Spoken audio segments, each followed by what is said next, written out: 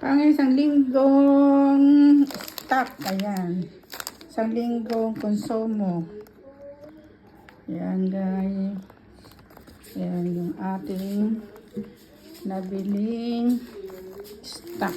Pang stock natin yan guys. Ayan.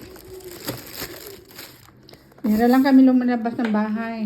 Dito lang kami sa loob ng bahay. Kaya ganyan pag namili kami, punong-puno yung rep.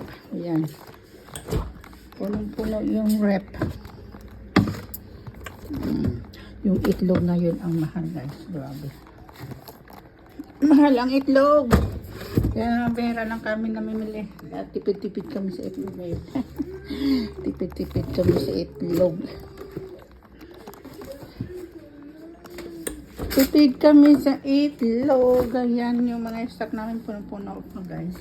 Kaya lang talagang ganyan kami pag namimili. Sa kabila, ito ang freezer. Yan. Punong-puno pa. Ito naman yung rep namin. Adjust lang anak na rep yan. Adjust lang.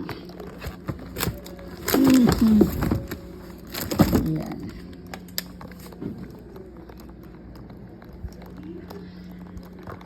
Oh, wala. Nakalimutan yung ice cream.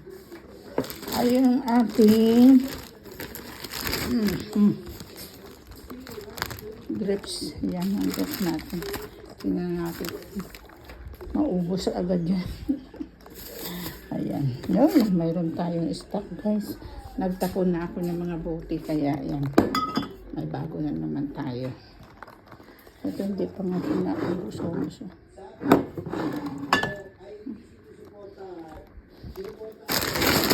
Ayan ang ating mga stock. Kami pang stock.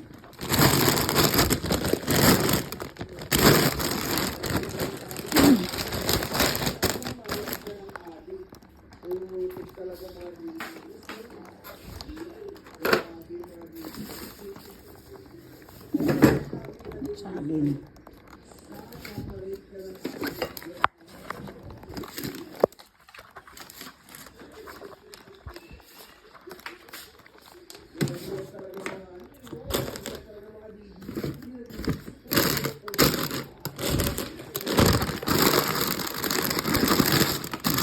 ang stock.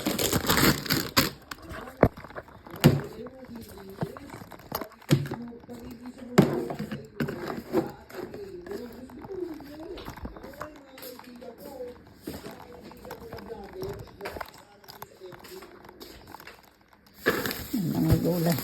Ito yung nabili ko, $1.50 talong.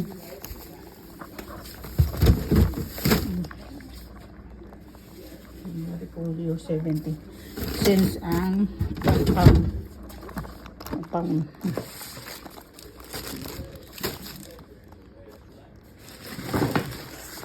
agoy. Ayan yung patatas natin. Ayan. Ito na lang yung stock. Ay, saan ito? Yung pagkain ng ating pusa isa lang nabili namin kasi marami pa naman siyang stock.